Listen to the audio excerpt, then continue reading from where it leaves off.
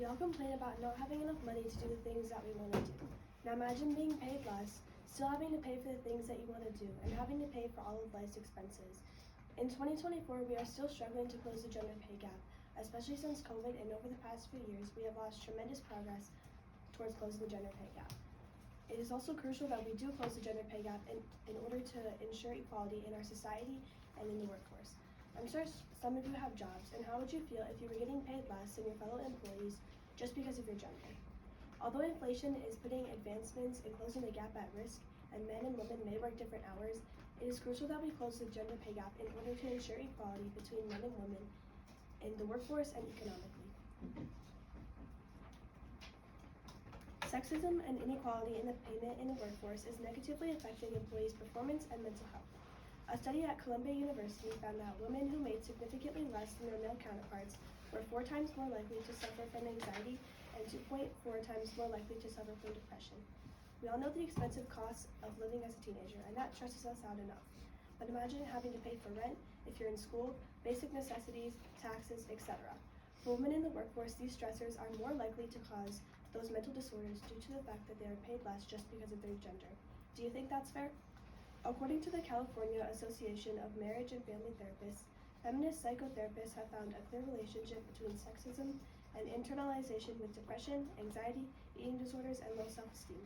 Being put down on a lower level than your peers is not something that we want to experience.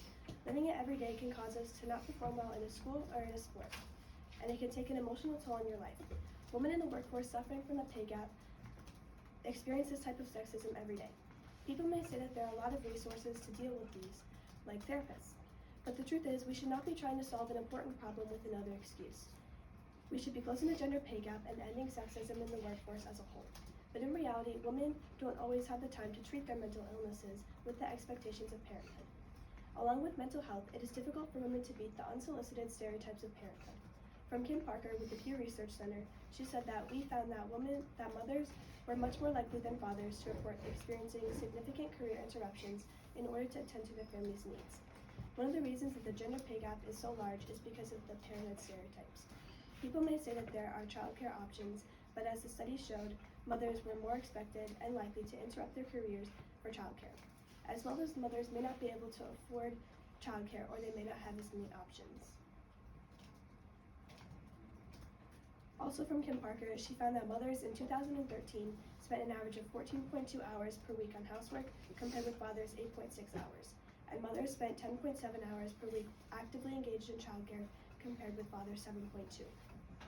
This quote mainly shows us the point that women are expected to work, do housework, and engage in childcare, more than the father at least. Another point is the lack of paid maternity leave.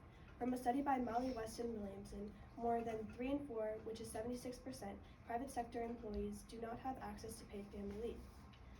A counter-argument may be that one of the 2 parents is forced to stay with the newborn, but along with maternity leave, which means that they are still technically employed and being paid during their maternity leave. But the thing is, not all companies are paying women on maternity leave, which leads to an economic imbalance and further making the gender pay gap larger. The most counter-argument is that inflation rates are causing the gender pay gap to only become larger.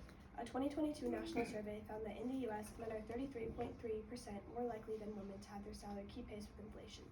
Some may say that inflation rates rising the wages that are between men and women are significantly different, especially with smaller businesses. Hence, some businesses are not able to keep rate with inflation. But this is no excuse. Men and women are not paid equally with or without inflation, and it is not the core root problem, it is just a factor. It still goes back to the fact that businesses and employers are not paying their employees the same amount just because they are women. Although inflation is putting advances on closing the gender pay gap at risk, and women and men may work different hours, closing the pay gap is crucial to creating equality between men and women in the workforce and economically. In order to close the gender pay gap, we need to ensure that there is awareness that hiring and promotions are fair, that men and women have equal opportunities, and that salary range transparency laws are enacted. We need to end inflation, we need to close the gender pay gap, we need to reinforce equality in the workforce for women. Thank you.